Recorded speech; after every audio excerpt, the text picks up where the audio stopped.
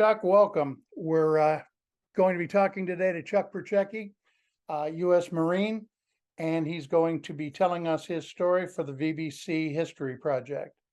So, Chuck, why don't you start off by talking a little bit about how you ended up going into the Marines, how old you were, and what the years were. All right. I'm going to start by showing some pictures here so you can understand where I came from and what it's all about. All right, I was born on a dairy farm up in Somerset County, Pennsylvania. I graduated from high school in 1964, and I wanted to go to art school, and I went to the Ivy School of Art in downtown Pittsburgh in 1965. I went there from 65 to 66. It was difficult for my parents to afford for me to go to art school. And I knew it was only a 2-year school, so I knew if I graduated, I was going to get drafted right after graduation anyhow. So there was only about a handful of us left from my high school that didn't get drafted. So the three of us, and nobody will admit to this day as to who decided to go into the Marine Corps, but we decided to go in on the buddy plan and stay together through basic training. And so in January 66, I went to Parris Island, went through basic training, went to Camp Pendleton, and from Camp Pendleton straight over to Vietnam. I landed in Danang in August of 66. You can see the Danang up in the top right-hand corner of this. I can make it a little bit bigger right up there in the top. And I got there in the morning and slept in an airplane hangar overnight. The next day, the troop trucks picked us up and drove us to our assigned unit, which was 3rd Battalion, 3rd Marines for me. And we were stationed at Hill 55, which you can see is a little bit below the center right of the screen of the photograph. Hill 55, Hill 22, that area was our area.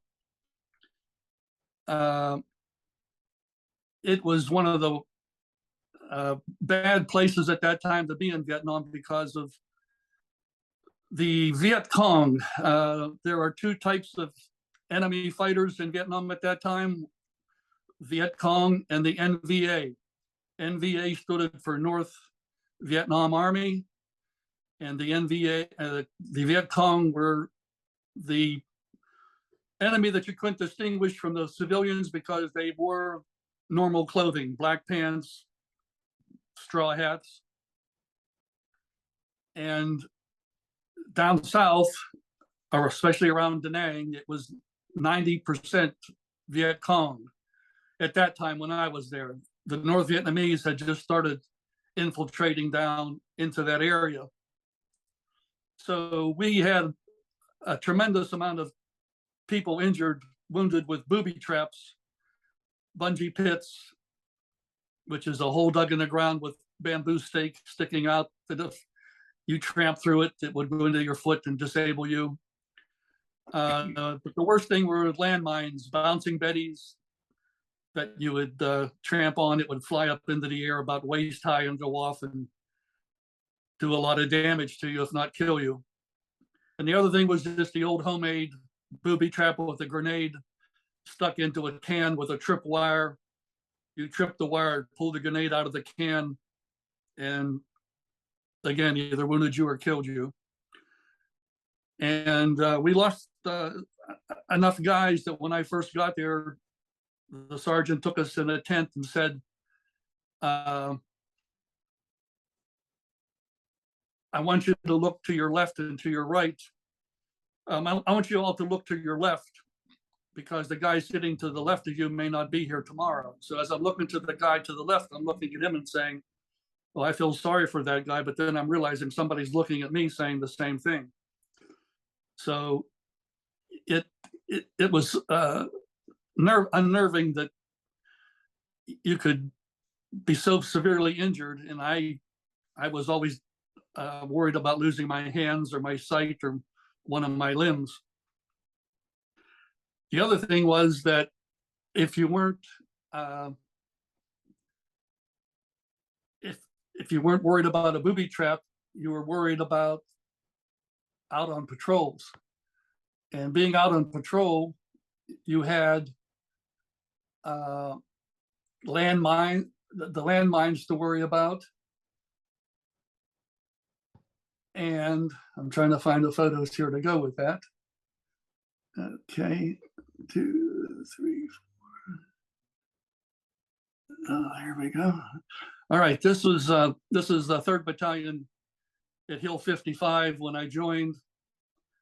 More of that. This was the first tent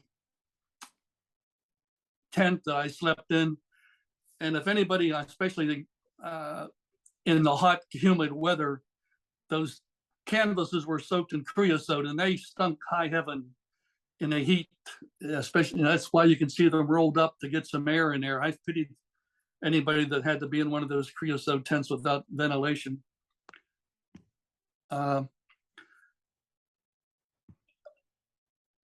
This photograph is one of the first ones I ever took with my Instamatic camera in Vietnam. And being a new guy, you were either put on point, which means you're the first guy out there, or you're the last guy in a column, which means you're tail end Charlie. And the frightening thing about being point man is that you're the first person to tramp on something. You're the first person that the enemy is going to see. And so they always put the new guy out there. And basically they told you that your life wasn't very important because you weren't there that long. Me, especially only being there one day. We had guys there that were there over a year almost. And so they sure weren't going to be out in point man, being point man or tail end Charlie. So how I survived that, I have no idea. Being in Danang is hard for me to remember a lot of this stuff because I guess I was so new and so scared of everything. The only thing I do remember is one time I lost a grenade and I had to go up to the lieutenant and tell him I lost a grenade, and he really chewed me out badly. And he said, I hope somebody turns it in, and if they do, I'm going to give it back to you. And it's probably booby trapped and you'll blow yourself up for losing it. And that wasn't nice to say to a guy that was just there a few days. The other thing, I was there and I was assigned to a tower at night to go on watch. It was at a bridge. I have no idea where this is at. I tried to find it on some maps, but I wasn't able to. Here's the bridge. Okay. All right, so this is not the tower that I was in. But my tower was on the other side of the bridge and it looked identical to this tower here. My first night, I'm assigned with a machine gunner up in that tower, and he was there almost his time to go home. He had maybe like 2 or 3 weeks left. And so he said, I'm going to go to sleep first. You have first watch. You hear anything, you wake me up. So me being scared, and it gets pitch black, I can hardly see my hand in front of my face. And I'm scared and I'm listening and I'm listening. And the more I listen, I think I hear paddles or oars in the water below my bridge. And the more I listened, the more I heard oars. And I kept thinking, they're coming. They're going to climb up here and kill us. I just reached over and grabbed a hold of him to wake him up. I touched him and he jumped up and grabbed that machine gun and started firing. Bullets were going everywhere. This tower starts shooting. Thank God we didn't kill anybody. I think we sunk 1 or 2 of the fishermen's boats in the water. But when it was done, he realized what had happened. And he says, don't you say anything. He says, you tell them the other towers started shooting first. So now the other tower is saying that we shot first. We're saying they shot first. Nobody could prove anything. So somehow we escaped without any bad things happening to us for what we had done. But that was my experience in Danang. And I was there the month of August. At the end of August, 3-3, 3rd Battalion, 3rd Marines had been there since 1965. They were part of the first troop landing in Vietnam. And so they were so badly beaten up with men and equipment, they decided to take us back to Okinawa and get new men and equipment and come back to Vietnam again. So at the end of August, we went to board the ship to take us over to Okinawa. Now you're talking about over 1,000 men in the 3rd Marine Division. And I don't know how many Marine Corps deuce and a halves it took to load that many men on, but there were, it seemed like hundreds of trucks loading us on. And so I didn't want to be squished in the middle. So I lollygagged around to be one of the last guys up on the tail, the bed of the truck. And the driver comes around to put the tailgate up and close it. And it's a guy I went to high school with. He had gotten drafted into the Marine Corps. And I hadn't seen him since Camp Pendleton. He says, come on, right up in the front of the truck with me. So I got to ride up with him to the ship. And that was the USS Henrico. It was a World War II troop carrier ship. And we had to sleep in typical troop carrier bunks, which were one rack on top of another. I don't know how, it seemed like there were like 10 high, but maybe it was only 5 high, I don't know. But down in that hole, in that troop ship, we happened to hit a typhoon off the coast of Okinawa. And it was my first time on the ship. And that ship would just twist and turn drastically in the waves. And the first time I ever heard steel moaning and groaning as it bent and twisted, it would go, I thought that ship was going to break in half. But it didn't. And we landed in Okinawa. We spent a month there getting new men, additional mountain jungle training for the new men.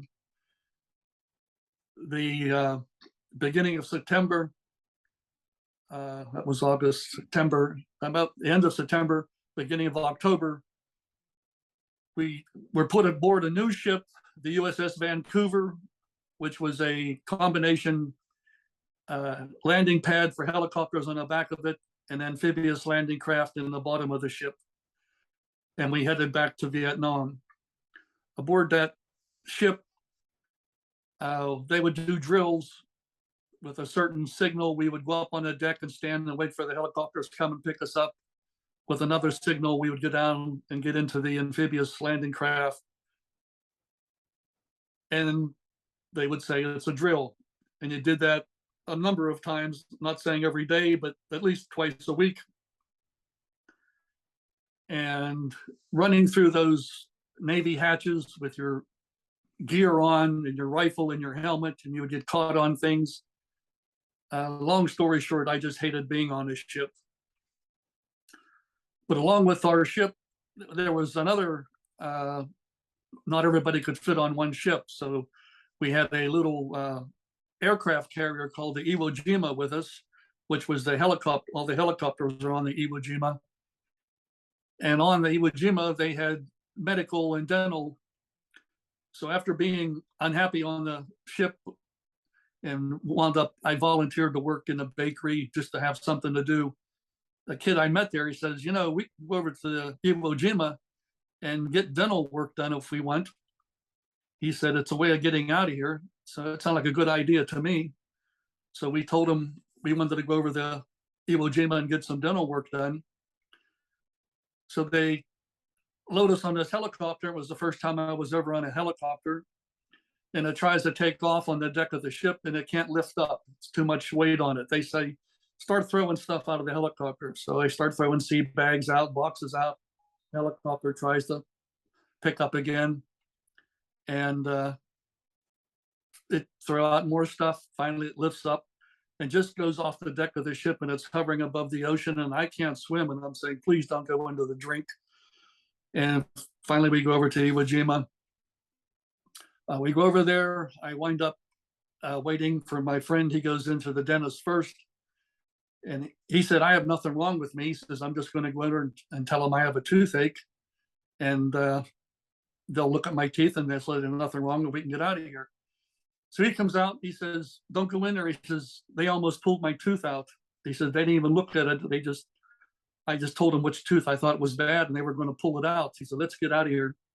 So we wound up staying on that ship overnight, just hanging out, goofing off. And we'll come back to why that his name was James Harris, that gentleman that I was with. And we hung out together on that ship. And the Navy guys treated us real good.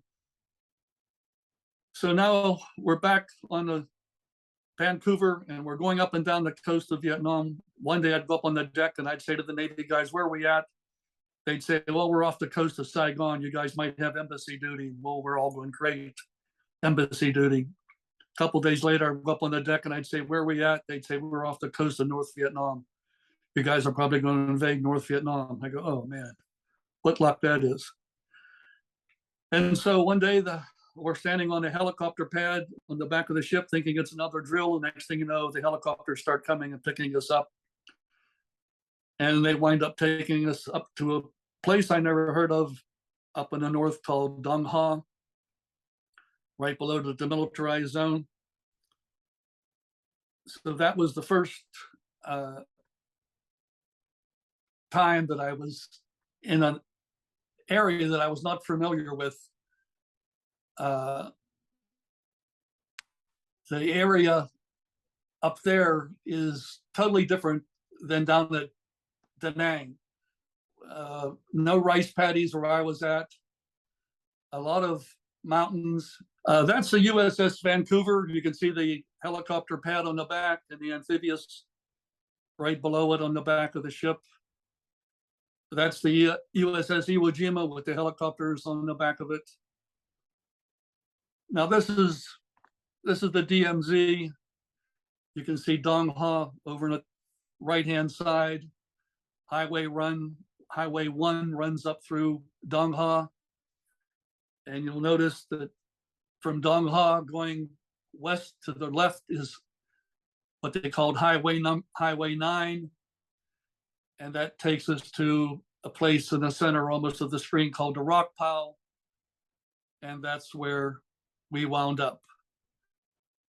Further past the Rock Pile, if you go down Highway 9 towards the bottom, you'll see the Quezon combat base. So our job was to protect Highway 9. At that time, they were just starting to build the air base at Quezon. And it took a lot of men and equipment that they couldn't fly in, that had to be driven down Highway 9. And one of our jobs was to ride convoy protection with the trucks carrying supplies and equipment to Quezon. To the north of the Rock Pile is a short distance before you see the demilitarized zone. We were not supposed to ever go into the demilitarized zone, but my captain, just for the sake of doing it, we all stepped across and we all went into the demilitarized zone just to say we could do it. And the area that we were mainly fighting in was that area north of the Rock Pile and over to the area of Con Tien. Joe Lin was over by the ocean. I didn't go that far, but Con Tien, anywhere from Con Tien westward is the area that we mainly fought with. And at that time, the 9th Marines were stationed somewhere around Con Tien, 1st Battalion, 9th Marines. As far as I know, they didn't have a home base like we had. They wound up with the title of the Walking Dead. Their job was to walk across that area right below the demilitarized zone. And basically we used them as bait for the enemy. 1-9 would find the enemy usually first and get overwhelmed, and we would go to the rescue. Most of my time was going and helping bail out 1-9 when they got in too much trouble. They lost so many men in 1-9. Later on in my tour, they asked guys if they wanted to volunteer to go over there. If you would, they'd give you another stripe on your shoulder. And nobody took them up on that, because you're basically signing your death certificate if you would go to 1-9. The Marines that we replaced at the Rock Pow wound up on the cover of Life magazine. This was, let me find my notes here. 3rd Battalion, 4th Marines. They were the first ones to get in trouble at the Rock Pow, and they wound up doing a whole story on them. But these are the guys that we relieved. They got badly beaten up.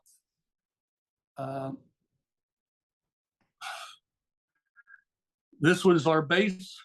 The Rock Pow is to the left. The mountain in the background is called the Razorback.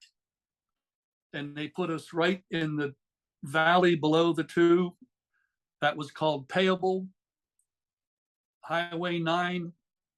You can barely see it, but it runs across the bottom third of the screen, left and right. Off of Highway 9 is the road up to what they called Payable. That was our base camp. We arrived here in the month of November, which is heavy monsoon season. They say the sun came out, I think, 3 times in the month of November. It didn't rain or wasn't cloudy, overcast. So nobody did a lot of, even the enemy couldn't maneuver in that kind of miserable conditions. So we didn't have any major operations, but we had to go out on patrols and ambushes every day, no matter what the weather was. Up on top of the Rock Pow, you can't see anything there, but I'll zoom it up a little bit. But this is the very top of the Rock Pow. And up there, they had, okay, this is the 3-3 base, and the Rock Pow, and the Razorback is right behind us. My position was on the very far left part of the complex there. This is what my initial bunker looked like. When we first got there, we just had some ammo boxes and sandbags. You can see we were cutting down trees. This is what that's the only protection I had against the enemy, was a couple ammo boxes. But eventually you started digging your bunker, and it was up to you to dig it as deep as you wanted, as big as you wanted it.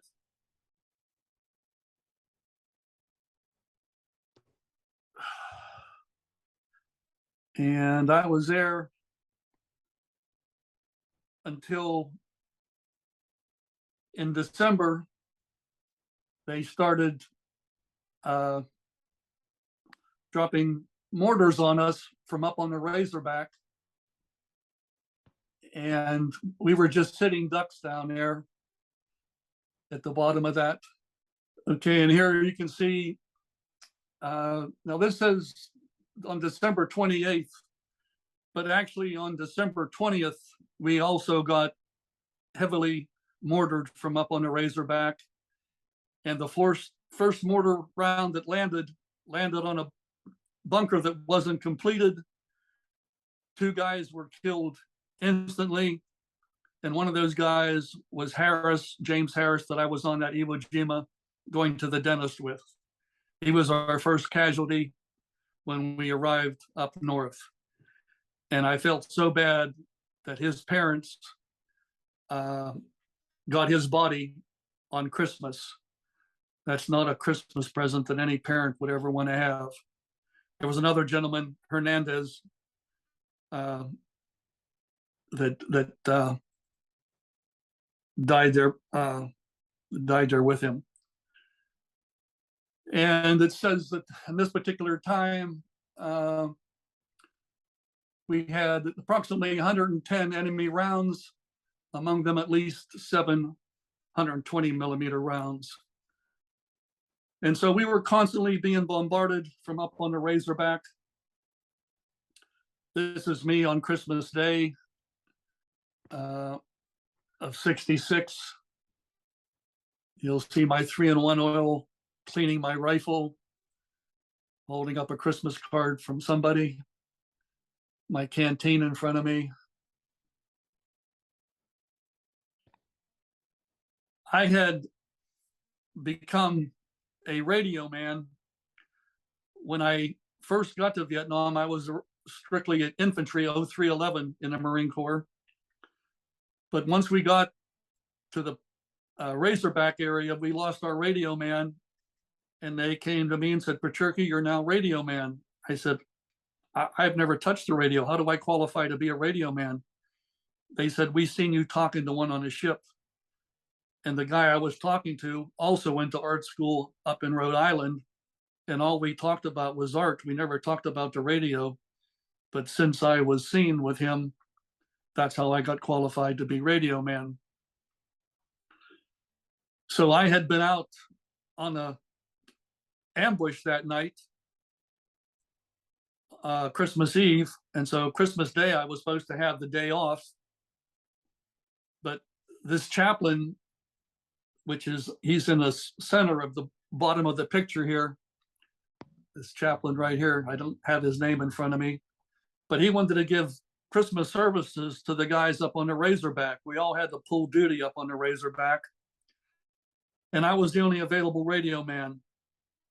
And I was really unhappy about having to go on my day off. Climbing that Razorback was no easy task to give Christmas service to those guys up there, but I did it. I used a lot of cuss words on Christmas Day. But the nice thing about it is the chaplain took all of our names and addresses, and he wrote a letter to each family of us that were up on there Christmas Day. And to this day, I still have the letter that he wrote to my parents. It was so nice of him. We didn't know that he was doing that. But that's me, of course, in the very back. I didn't want to be there. That's me on Christmas Day. So all right, so here I am with my radio, and you can see the antenna and the extra battery, which made it awful heavy to carry. I hated carrying that radio. It just dragged you down. There I am on a patrol. I'm in the front. The guy to my right is Larry Hughes, a machine gunner. I went on R&R with him. The guy on the far left is Marcus from Mobile, Alabama. I went on R&R with him. The guy in the center in the back sort of was our medic. The black guy was Parker. He was my only black man in my unit. I can't remember the names of the other two guys in the back there. This is how we got supplied up on top of the rock pile. Helicopter had no way of landing. It could just hover, and you had to jump out or throw things in and out of the helicopter up on the rock pile. That's an aerial shot. I didn't take this one. This came out of Life magazine. This is my photograph. The reason we had to protect the rock pile, we were never told, but there was all this radio equipment up on the top of it. We were not allowed to talk to the guys that were up there. In my opinion, it was a relay station for spy information from North Vietnam being transmitted down to the rock pile. And from there, they would transmit it down to Saigon. I don't know why they needed so much communication stuff if it wasn't for some kind of espionage, but that's my reasoning why all those people and equipment were up there and we had to protect them. There was no room to lay down up there. the stretch out because of the jagged rocks. You pretty much slept in a curled position. Living conditions up there were pretty bad. Sanitary, rats, water was a big issue. You can see the water cans there. This gentleman on the bottom of the photograph, he was a card shark he loved playing cards from New York. Guy sitting out on the edge of the rocks on top of the rock pile. We had a pair of ship's binoculars up there. That's me behind them. We would use those binoculars to search the valley below, looking for enemy. And at nighttime, we would point it at the moon and look at the craters on the moon with it. It was the most powerful set of binoculars I have ever looked through. This gentleman on my right is Richard Mackenzie. He was my best friend in Okinawa. Rich wound up getting wounded on February, what day did he get wounded?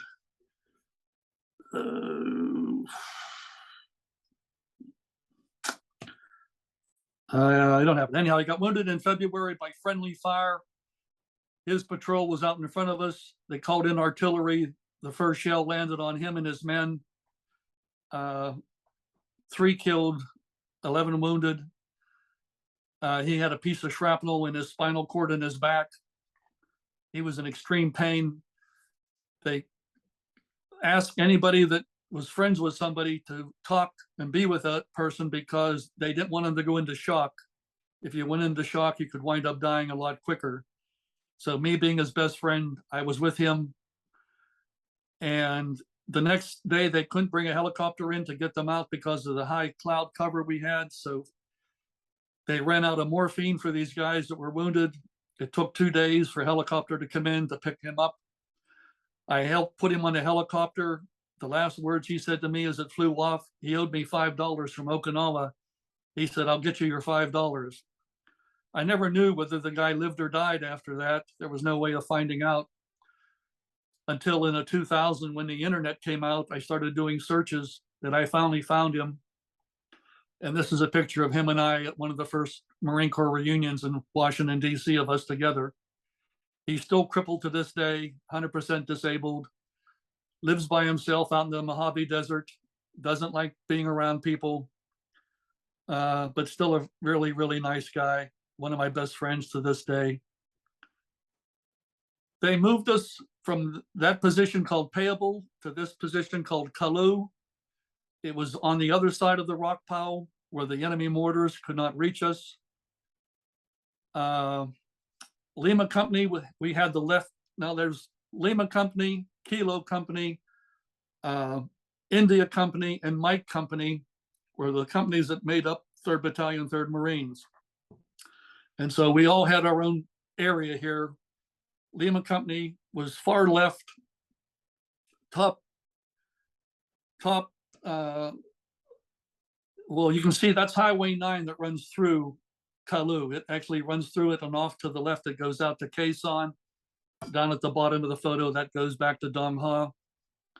My bunker is about in the center of the picture on the left hand. The second bunker over from the left was my bunker at Kalu. This is us at one of our reunions. The guy on the far left is Richard Banks. He happened to be the other gentleman that was up in that tower down at Danang when we started firing at nothing that night. I didn't know that until at one of the reunions. I was telling the story and he happened to say, I was a gentleman up in the other tower. He was a new guy, got there at the same time I did. And that's Rich Mackenzie. To next to him, third guy over from the left is Doc Jewett. He was our corpsman. And that's me on the right. That's me in my bunker, that second bunker over at Kalu. This is the air terminal at Dong Ha. That's where you would fly in and out of. Not much of an air terminal, but I flew out of here to go on my R&R. And that's me and the machine gunner, Larry Hughes, going on R&R. Marcus isn't in this picture. But I didn't want to go to Singapore. I wanted to go to Hawaii for an R&R because they said if you let your hair grow a little bit long, you could catch a flight out of Hawaii back to Pittsburgh. I could spend one day with my girlfriend, fly back to Vietnam. But if you missed one flight, you're going to be AWOL. But everybody said, what are they going to do? Send you to Vietnam? So I was passing up my turn to go on R&R until I was at the top of the list and I could pick where I wanted to go. Everybody knew I wanted to go to Hawaii. So I passed on a lot of fantastic places to go on R&R, waiting to go to Hawaii. On March 2nd of 66, we're getting ready to go out to one of our biggest battles because they tell you to carry as much ammunition and supplies that you can possibly carry. As I'm standing there, the Jeep pulls up from the rear and the gunny sergeant jumps out and he says, Percherke, he says, I have one opening to go to Singapore on R&R. If you want to go right now, drop your stuff on the ground and get in the Jeep. It didn't take me long to decide what to do. I dropped my stuff, jumped in the Jeep, and here I am going on R&R. I didn't even know where Singapore was at on the map, but I was going there. As I'm standing here, Larry and I waiting to go, this is when 19 got hit really bad up on the demilitarized zone. And that's where we were going again to help bail them out. As I'm standing there, one of the C-130s behind us was loading up casualties from that battle. And I hear a voice yelling my name, and it's one of our medics, one of our corpsmen. He says, Percherke, he says, help us load these casualties on the plane. And you can see I got my uniform on. I'm going on R&R. But I knew the guy and I couldn't say no to him. So here I am loading these badly burned and shot up wounded guys onto the C-130. And the last recollection I have is of him reaching into a wounded guy's stomach, pulling something out and throwing it down on the ground. They had shoved a bunch of plastic in his stomach to stop the sucking wound that he had, but he died up on the plane. And the corpsman was unhappy and he threw that down on the ground in front of me. And that was an experience I still have to this day in my brain of how he was so mad that he lost that guy. So I went to Singapore and R&R. That's me in Singapore. When I came back to my unit, there were so many casualties that it looked like a ghost town. I was so lucky that I was able to escape March 2nd. I think it was one of the luckiest things that ever happened to me. This is Highway 9. This is the highway that we would constantly be looking for enemy. They would always be somewhere around Highway 9 looking to ambush somebody or something. We had to protect these bridges that went to Quai Son. They're the enemy, the NVA. These are North Vietnamese. They blew the bridge up and we had to provide security for the engineers as they rebuilt another bridge to replace that one. Here's another bridge that was blown out on highway. This is what they call Highway 9, not much of a highway. There you can see engineers with a minesweeper looking for anything left over. Another bridge blown out. Another minesweeper there. On these other bridges, we would have guard duty, and these were mountain yard people that were traveling along Highway 9. As they'd come to a bridge, we would have to count how many civilians were walking across that bridge. When they got to the next checkpoint or bridge, if 7 or 10 people crossed that bridge, when they got to the next checkpoint, there better have been 10 people or 7 people, no more, no less. That meant the enemy had infiltrated within that group. This is what we called, what I call Tiger Dave. He was on an ambush, and at night, a tiger actually grabbed a hold of him and bit his right arm. It almost tore his arm off. Anybody that wants to look it up, you can Google Tiger Dave, U.S. Marine Corps. It's on Google. You can read his whole story of his encounter with the tiger, one of the few guys that actually got mauled by a tiger in Vietnam. He was actually, he was a Southern boy. I think he was from Arkansas, but he grew up in Bedford, Pennsylvania. I found out when I was talking to him here. And he was born in McKeesport, Pennsylvania. From there, his family moved to Bedford, and then from there to Arkansas. I didn't know that until I met him later on, and he told me his story. That's his arm. You can see his right arm still mauled at one of our reunions. Most guys got to see maybe Bob Hope and Margaret. Somebody came over as part of the USO show. We got Hugh O'Brien, White Earp. He flew up to the DMZ to see us. White Earp was also a Marine, so he loved Marines. Had a good time with him. Floyd Patterson, the boxer, also flew out to see us.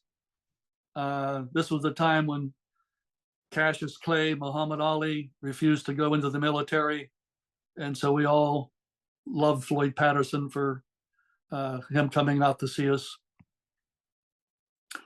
The corpsman, Doc Jewett, that I talked about, he wrote this book, Letters to Louise. He wrote these letters to his girlfriend, and she put him into, she kept the letters and he put him into a book. And he wrote in the book about me, Chuck Percherke, as radio man that day. He took me under his wing and showed me survival skills consisting of walking quietly with no conversation, no smoking, spacing a single file along the trail by keeping 15 feet apart the next guy. So it was nice to him to write this article about me and put it in his book. The book is available on Amazon, Letters to Louise. These are ARVN troops, South Vietnamese Army troops. We had an ARVN base real close to us. That's me with a 45.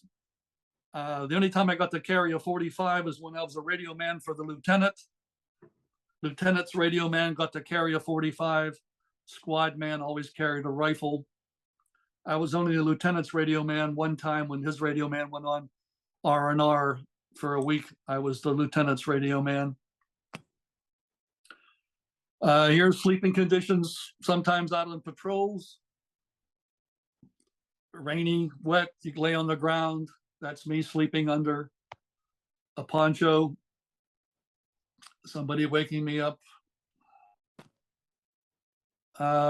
This is the kind of jungle we patrolled in, usually walking in stream beds because the jungle was so thick, you couldn't hack your way through it. We were always walking in water. As you can see, the vegetation on the left or right, it's almost impossible, but it's also impossible to see the enemy through there too. So you were just hoping you could see them first before they saw you. That's a picture of me. We had Army artillery on our base, 105 howitzers. This happens to be a 175.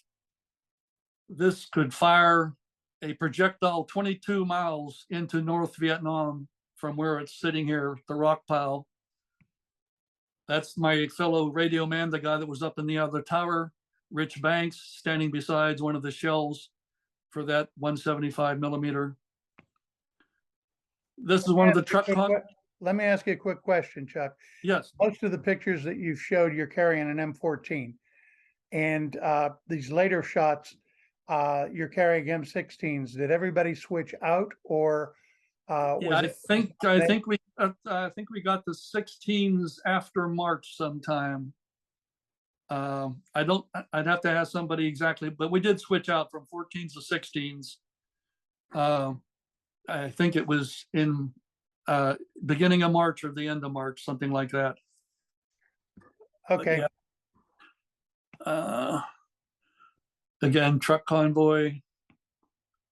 Now this is the Arvin base that was up on the hill by the rock pile. And we used Arvins a lot of times when we went into villages because they could speak the language, but we only had mountain yard villagers with us. And you can hardly see it there, but they had an entrance way into their camp. And this is what the entrance way was, which always freaked me out. Seeing a Nazi swastika,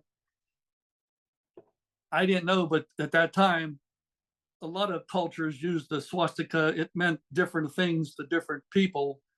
And I forget what it means to the Vietnamese, but it had no connection to Nazism whatsoever.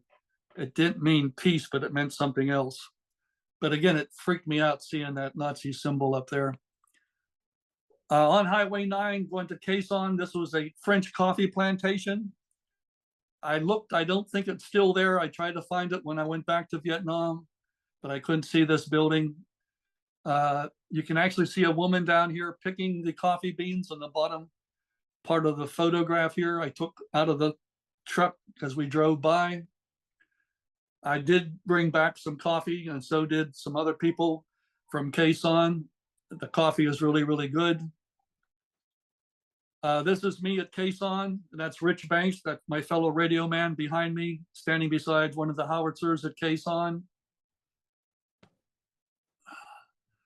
Again, somebody took a picture of me on the tank at Quezon. These are some of the leaflets that were dropped for the enemy. We dropped thousands of them, hoping that they would read this and decide not to fight any longer. This was the only one that I could find that they left for us.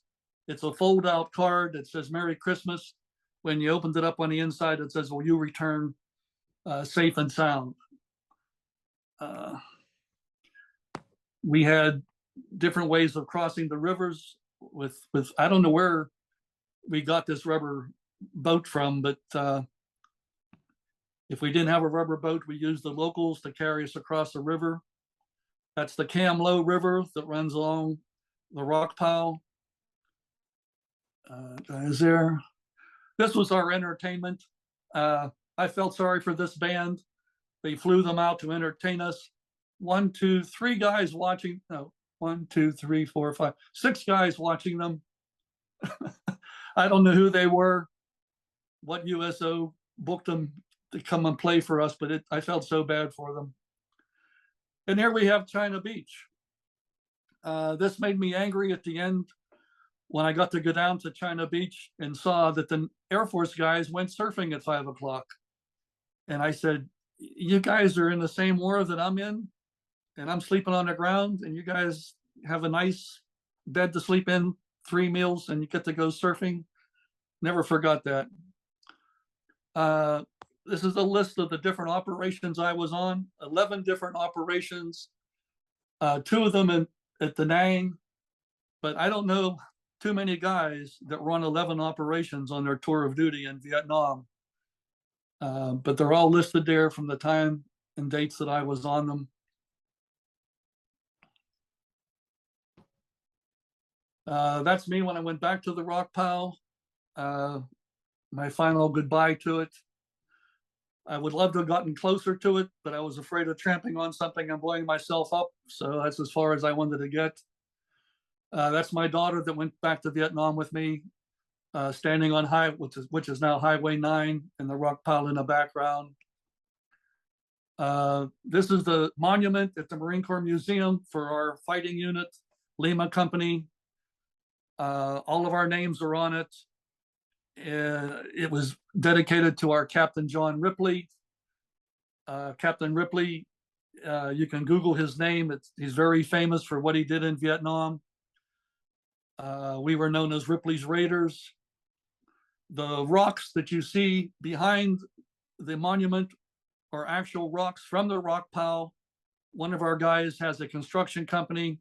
He went over there, got these rocks, put them on a container ship, brought them back to Washington, D.C., and had them placed around our monument. So if you're ever at the Marine Corps Museum, you want to sit on 3 rocks from the rock pile, there they are. That's Captain Ripley there. That was our sign, lethal, Lima. When the going gets tough, the tough get going. Somebody made him a little skull and bone thing there for him. This is a bridge that he's known for blowing up, the Dong Ha Bridge. Again, you can read about it on the internet. It's amazing what he did single-handedly, blowing up this bridge while under enemy fire. Now, this is 1972. He stayed back or came back again and worked with the South Vietnamese Army as a advisor to them. He loved serving in the military. That's another depiction of him crawling, placing explosives on those I-beams, crawling hand over hand, carrying the explosives with him as he's being shot at. And that's a picture of him. He wound up as a colonel. This book was written about him in American Night. It's available if you want to read his life story someday. The gentleman on my left is Ted Voskoski. He's one of the guys that when I went in the Marine Corps with. This is inside the Hanoi Hilton prison. He brought the flags and we decided to display them inside the prison. We probably could have got arrested and still be in jail over there, as far as I know. Nobody gave us permission to do that, but we said we were going to do it anyhow. Ted wound up, he was going to be an undertaker before he went into the service, and they put him in graves registration. And the strange thing is that the other gentleman, Larry Kirch, the three of us, if the two of us would have gotten killed while my tour of duty over there, Ted would have been the one that tagged my body and cleaned me up and sent me home. I got to visit him down at graves registration in Danang, and it was the most, you never want to see the amount of bodies that they had to process every day. I had to give him credit for taking that job. That's the Kalu Kamlo River. That's where we used to bathe. These kids would wash our clothes for us while we bathed. We gave them some chocolate bars or something. They were happy getting anything. Me with two of the kids. These are Mountain Yard women. Amazing what they could carry on their backs. This is a Mountain Yard village between the rock pile and Quezon. There were a number of these villages that we had to go out and check. And some of these are Arvin soldiers with us. Very primitive living conditions. Why they built their houses up on stakes, I don't know. There's no way it's going to flood there that I know of. Maybe it was because of animals or snakes or something, I don't know. But most villages were built on the ground, but the Mountain Yards put theirs up on stakes. These are Arvin soldiers right there. You can tell they're short. Okay, so when you came home, you ended up going back to art school? Yeah, I finished my last year up. I graduated in '69, and I had a tough time working with the memories I had. I should have got it, but I don't want to go and get it now. But in battle, I'm sure there's a number of guys that had horrible stories of fighting hand-to-hand combat or face-to-face with the enemy. Luckily, I never had to do any of that. They were always concealed somewhere behind bushes and trees and whatever.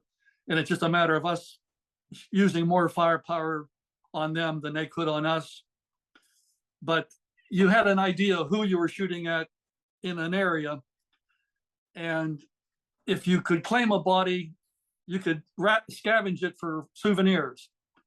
So I did have a guy that I claimed was mine.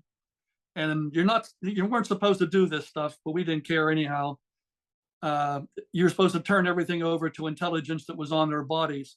But I took his diary off of him, and I took a little metal tin that happened to have his shaving gear with him. And I could not believe it that they would be worried about shaving, having to march from North Vietnam down to where we're at, and they had to carry everything on their backs. Why he would want to carry a shaving gear with him is beyond me. But that diary, when I went down to Danang, towards the end of my tour, my lieutenant, he was a Korean War veteran, and he liked to drink, and he needed a new beer cooler. So I had like a week left. He said, go down and buy me a new beer cooler. So I hopped the flight down to Danang. While I was there, they bombed a runway. I couldn't leave. And that's how I got to see China Beach, where the Air Force guys were surfing. And while I was there, I went over to the USO, and I had the diary with me because I kept it all the time. I didn't want to lose it. And I had one of the girls in the USO read me some pages out of the diary. And thank goodness it was the end of my tour of duty, because it just tore me up. This guy didn't want to be there any more than I did. He had a girlfriend back home like I did. He missed her. If this would have happened and I would have read it at the beginning of my tour, I don't know if I could have been a good Marine like I should have been, because it just took the wind out of me. That here's a guy that didn't want to fight any more than I did. So I had that diary with me, and I had it for whatever reason. I took it to work with me. I was working at a recording studio. I was doing album covers at that time. The building was on the corner of 5th and Wood Street downtown, on the top of that building. And I would go down on the street level at dinner time and look at the girls walk by at lunchtime. And this girl comes walking by dressed in a Vietnamese outfit. I couldn't believe it. And I stopped her and I said, do you speak English? And she said, yes, a little. I said, do you have a minute? I want to show you something. So I took her up in the elevator and I showed her this diary. I said, I'll pay you to interpret these pages. I want to know what it says in this book. She claims she went to Point Park University as a student there. So I gave her the diary and I waited weeks for her to come back, and she never did. I went down to Point Park and I asked them about a Vietnamese student, and they said they had no Vietnamese students registered at Point Park College. And to this day, she vanished off the face of the earth with my diary. And it's almost unbelievable how she was there at that time, and I happened to have the diary, and she got it and disappeared. I can't explain it. I don't know. I would have loved to have been able to return that diary to the family of that soldier. I have in my other room the neck piece. It's a piece of it's a horseshoe type collar that they would wear around their neck to soften the load that they were carrying on their shoulders. I still have that with his blood on it in the other room. That's the only souvenir that I have. I lost the shaving gear somewhere along the line. It was one of those metal razors where you twist the handle and it would open up like a butterfly and you put the blade inside. Captain Ripley was a stickler for us. We had to shave every day. It didn't matter if you do dry shaved, no mustaches, no growth on your face. He was a stickler for looking good out in the bush. He didn't want you going home looking bad. When I got out, you had to go down to the federal building and file any medical claims against the military at that time. So I haven't mentioned this, but on my way home, I had to stop in Okinawa to get your final shots and paperwork to come home. Of course, that night we went out drinking. It was the wildest night of my life. I woke up the next morning for formation at 9 o'clock. I had the worst hangover. I'm profusely perspiring. I said, I got to get my plane was supposed to leave at 3 o'clock in the afternoon for California. And so I said, I got to go to the sick bay and get some aspirin or something. I go over there, they take my temperature. I had a temperature of 104. And they said, you're not allowed to fly with a temperature of 104. I said, you got to be kidding me. I says, I want to go home. They said, you're not getting on the plane. So I'm laying in bed at 3 o'clock. I see my plane take off without me on it. They had put me in a tub of ice water, bring my temperature down. A couple hours later, go back up again, back in the ice water, back up again, it would go. After the second day of doing that, they figured this guy's not getting better. So I wind up in the back of an ambulance, and I thought it was the end. I felt so bad. I didn't know where I was going. They took me to an Army hospital. When I got there, I was paralyzed from the waist down. I could not move my legs. They took me up and did a spinal tap out of my back and put me on a ward with immobilized guys. If you ever saw that movie, The 4th of July, at that time, it was terrible, the conditions in those hospitals. There were Army guys, Navy guys, Marine guys, people throwing stuff at each other, everybody miserable. I wound up getting 3 shots every day, 1 in the morning, 1 at noon, 1 at night, by a beautiful nurse. I was in there, I think 12 days. The 13th day, they asked me if I wanted to go home. I said, yeah, I could start to wiggle my toes. While I was in there at night, I had conscientious objectors, and that's where they put them to work in those hospitals. And the way I was treated by some of those guys, they were on it at night duty, and I would ask for a wheelchair. I would ask for a wheelchair, and they would take their good old time bringing a wheelchair to me so I could wheel myself somewhere. Just their attitude towards me was really upsetting. When I got home and I had to go to the federal building and meet this doctor, I told him what happened to me, and he says, "What's wrong with you now?" And I says, "I don't know." I says, "But I want you to sign on a piece of paper that if I wake up a week from now, a year from now, 10 years from now, and I can't move my legs, that you're going to take care of me." He says, "No, there's got to be something wrong with you now." They made me do jumping jacks. I went up and down the fire escape. I says, "Look, I can do all of that. I want to know." Nobody could tell me exactly what happened to me. I said, I did ask the doctor before. I says, what do you think I had? And of course, again, they had no equipment to test anything hardly over there. He said, "We think you had some kind of spinal meningitis from drinking out of a dirty milk glass." Now, that's all I ever had to go on. And after arguing with this doctor for a couple hours, I stormed out of there using some of the worst foul language and I said, "I want nothing to do with you people ever again in my life. The VA, the military, nothing." And so I held that grudge for many years, until I guess it's maybe 7 years ago. I was at a Get-Go gas station pumping gas, and a gentleman saw my Marine Corps emblem, and he came up and says, "Were you in the Marine Corps?" And I said, "Yeah." And he told me about this group of veterans that get together at a Gina Villa's restaurant every Thursday morning. He says, "Why don't you come out and join us for breakfast?" And that was Dave Barker. And so I went there, and I felt out of place.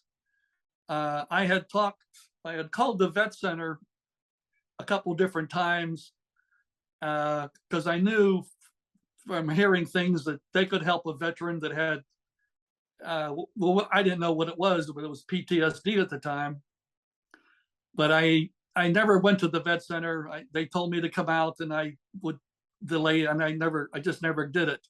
So going to the VVI, Vietnam Veterans Incorporated breakfast, was my first time associating with anybody. And I felt at home with some of the guys, because some of the guys experienced the same things that I experienced.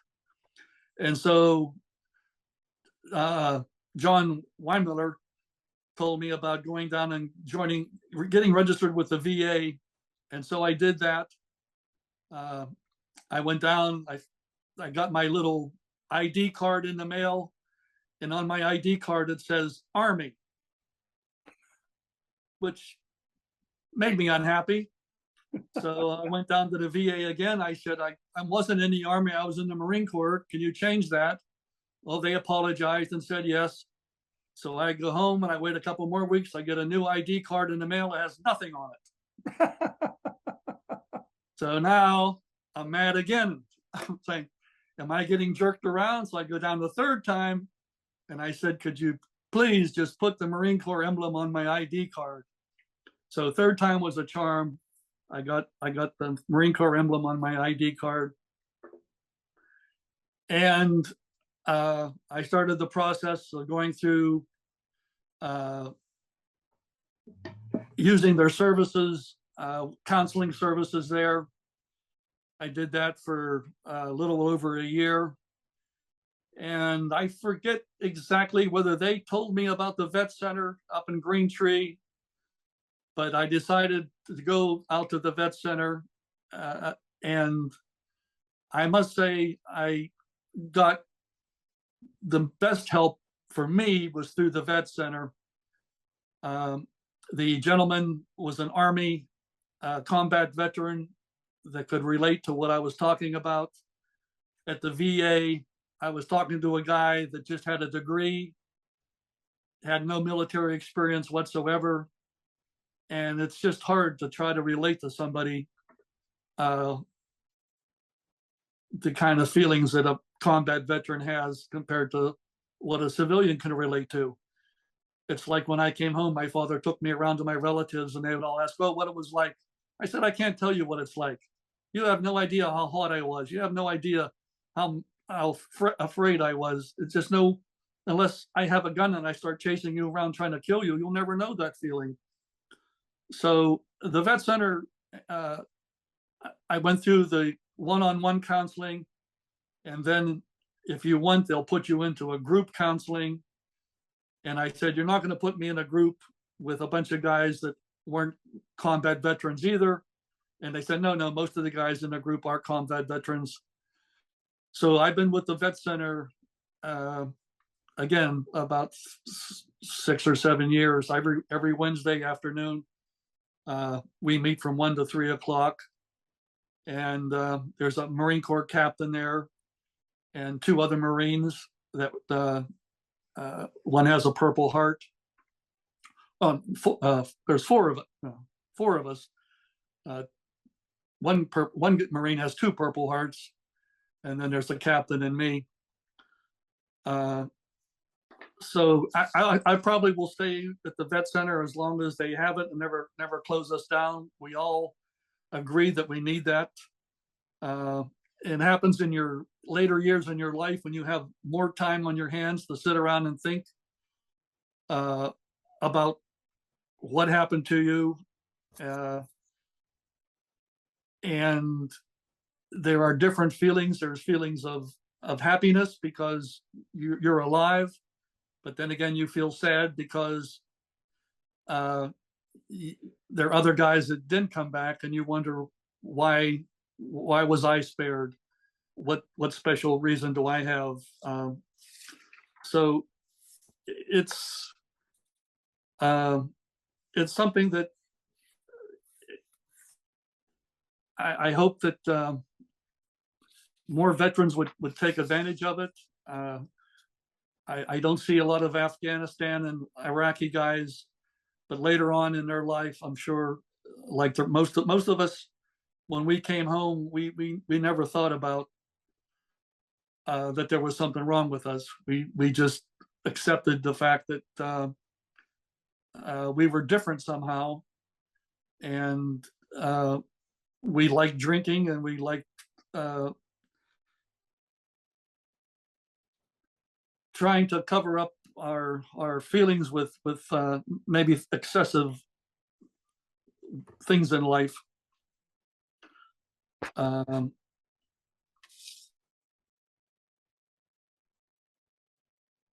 I was lucky. Out of my unit, there's only 15 of us that weren't wounded.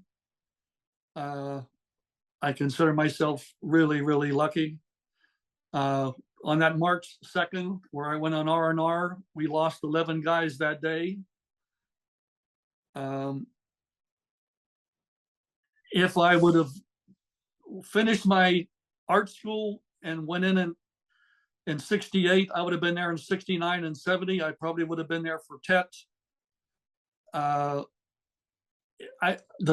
Vietnam changed year after year. What it was like when I was there was totally different when somebody else was there from 69 to 70 or 70, 71. I can truthfully say when I left Vietnam, I had realized that it was a losing battle because we didn't occupy any more territory than when the day I got there.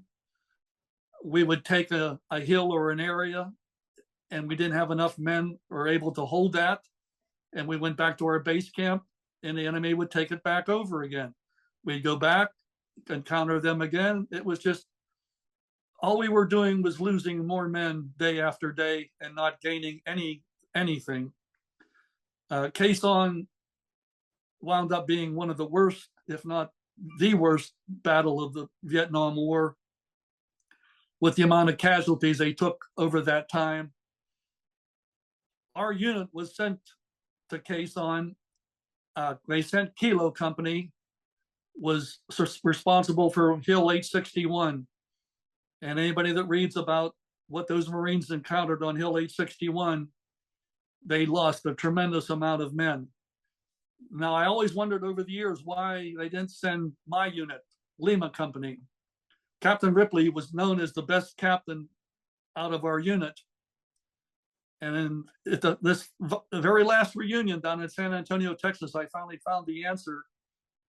They said that Lima Company had lost so many men because of that March 2nd that Kilo Company was the only outfit that had enough men that they could send to Hill 861. So again, March 2nd kept Lima Company from going to Khe Sanh and being slaughtered on Hill 861.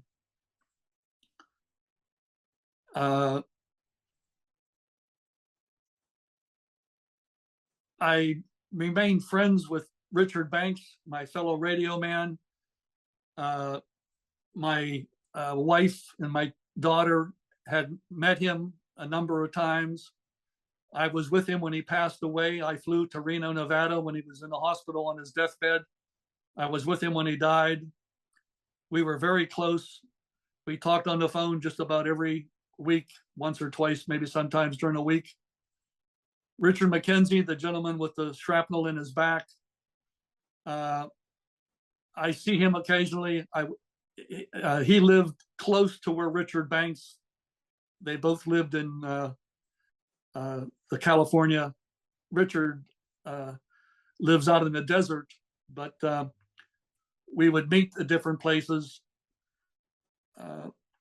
So Richard McKenzie and I are the two last members of my unit that I can talk to about what we did over there. Most of the guys that came back don't want anything to do with talking about the war. My squad leader, his name was Gary Meredith. He was from Kentucky. He was a perfect squad leader. He could read a map. He was a country boy, hunted and fished all his whole life. I would trust him with my life under any situation. He just passed away last year from kidney cancer. I got to meet him twice before he died, but he was he got wounded on March 2nd. And his radio man that I would have been there also got wounded. Now, whether I would have got wounded that day, I don't know. But Gary never liked talking about the war, so I never could get a whole lot of information out of him, because there's different things that happen.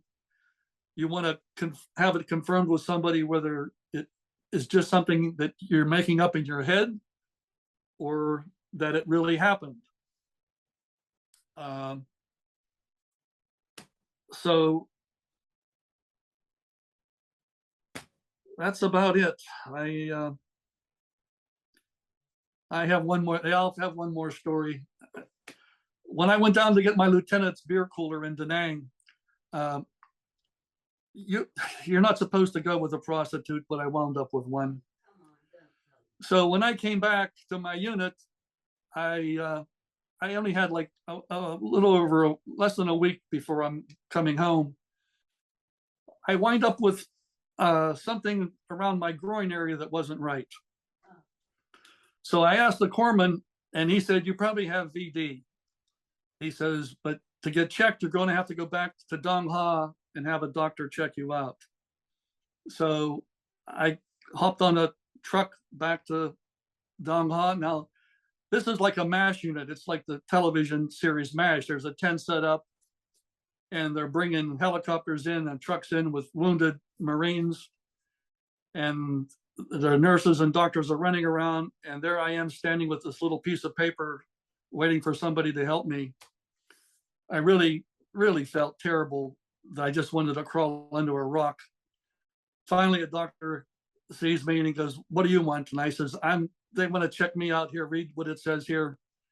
He said, "I got to do a blood test." He says, "Come back in a couple hours and I'll let you know what I find out." So when he come back, he says, "You don't have VD." He says, "You have what we call jungle rut from walking and being wet all the time. Some people get it on their feet.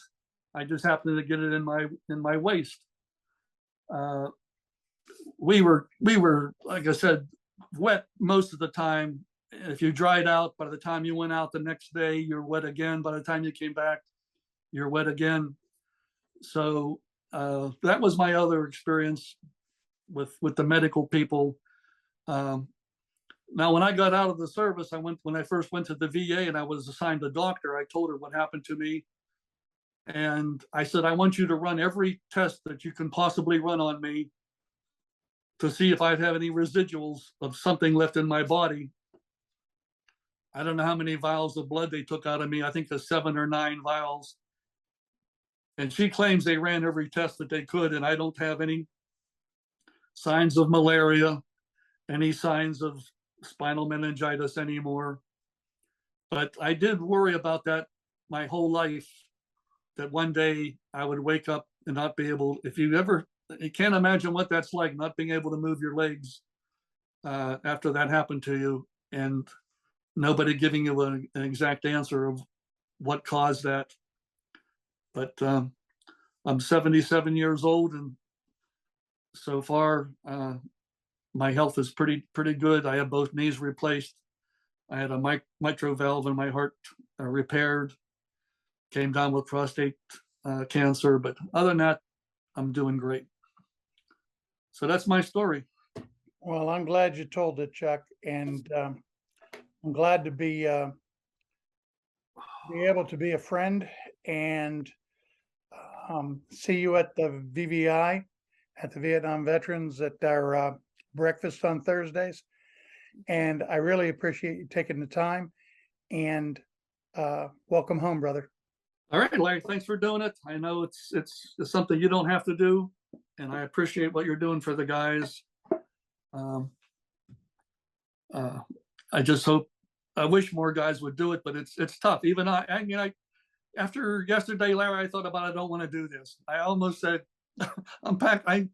after going through those photos and reliving this stuff over again, I said, I don't know if I want to do this again.